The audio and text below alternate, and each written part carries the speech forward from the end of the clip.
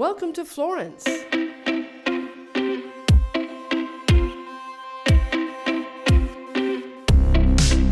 city of Florence covers 40 square miles, but the historical center is 10 times smaller. ISI Florence student apartments are all located here and within walking distance to its facilities. Hi guys, you ready for arrivals? Yeah, we have to review some of the important information first. I'd say step one to go over keys. Each apartment has 2 keys, one for downstairs, one for upstairs. So the main difference to the US is that you keep the key in the entire time to open the door. Sometimes it might get a little stuck, so I just recommend pulling the door and wiggling it until it opens. Oh, that's right. We must remember to tell them about how the floors work here in Italy, that this is ground floor or floor 0, and the first floor is actually up 1 flight of stairs. So just like the door downstairs, the trick to get the door open is not to panic. Just put the key in. If it gets a little stuck, just pull it and it should open right up. So the door automatically closes behind you, but for safety we recommend double locking it as soon as you get in. So what if students think this is a phone? So that's actually the doorbell to downstairs. If it rings, students can pick it up, find out who it is, and if it's someone they know, press the button to let them in. And do not open to strangers. No. Nope. These are the keys that we're going to give to each student, and we have to remember to tell them to always have the keys on them. If they want, they can even get an ISI lanyard like this and have it on their neck so they don't lose it. If they leave the house without the keys, they won't be able to come back in the house unless someone's in here. So it's really important for them to always, always, always have the keys on them. Can you explain how the Wi-Fi works? Yes, of course. So this is the Wi-Fi router, and the password is going to be somewhere in the house. ISI staff is going to give it to you.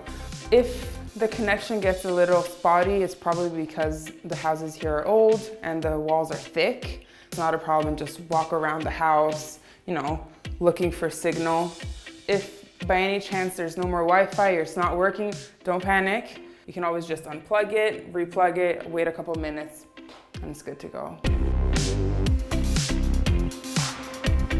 Let's go see how the stove and oven work. The stovetops are always gas, and they work just by pushing down.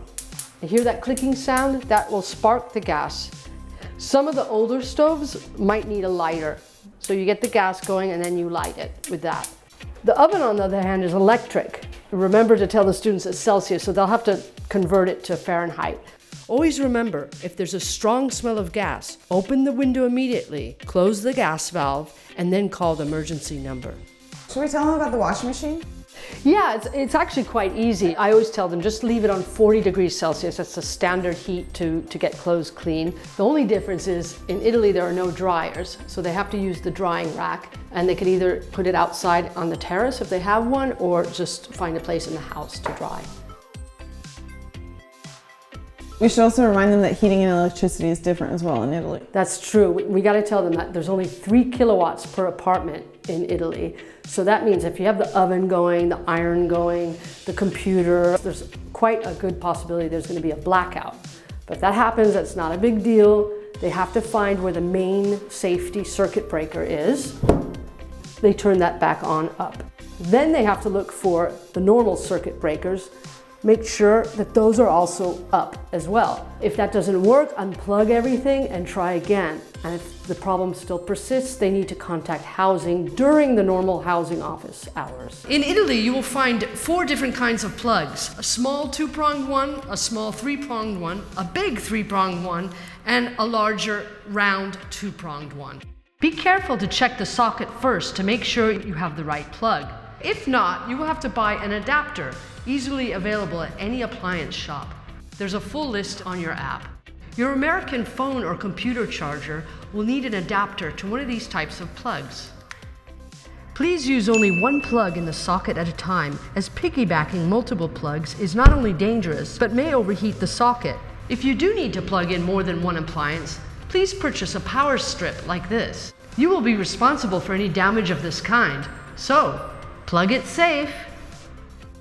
Here in Italy, the city regulates what months of the year it is on and also the time of the day that it is on. So if you get cold, just bundle up.